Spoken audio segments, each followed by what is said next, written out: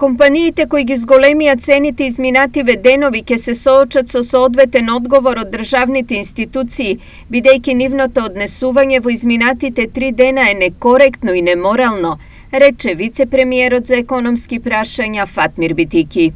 Со особено внимание следиме што се случува овие 3 дена на пазарот, на слободниот пазар и однесувањето некоректно, неетичко и неморално на одредени компании, особено кон зголемување на цените, надбрзо ќе најде на одговор од страна на институциите. Затоа што не можеме да прифатиме дека цената може за 24 часа да порасне за 20%, кога производствената цена не може да порасне за 24 часа за 20%.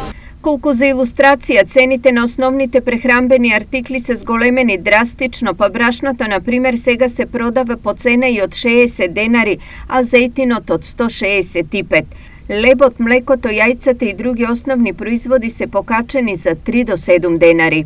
Од друга страна, од Државниот пазарен инспекторат истакнаа дека инспекцијските служби од денеска излезат на терен во контрола на поскапувањата во трговијата, но дека не постои механизам во моментов кој би можел да го ограничи растот на цените. Од денес ние ќе излеземе во контрола, но треба да се каже дека надлежностите на нашиот инспекторат се ограничени.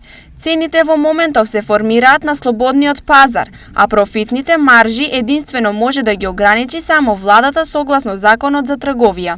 Изјави директорката на инспекторатот Анета Симеска-Димовска. Во однос на нов пакет антикризни мерки, вице-премиерот Фатмир Битики најави поддршка, но не за сите.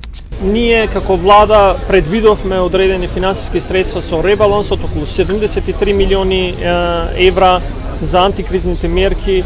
Веќе ги правиме сите анализи, штом се изгласа ребалансот, сметам дека ќе бидат донесени, но антикризните мерки нема да бидат мерки кои што се сеопфатни, мора да бидат таргетирани за специфични целни групи кои што се најзагрозени и компании кои што се најзагрозени. До сега за ублажување на последиците од кризата потрошени се околу 615 милиони евра, а со ребалансот за нов пакет се предвидени 76 милиони евра.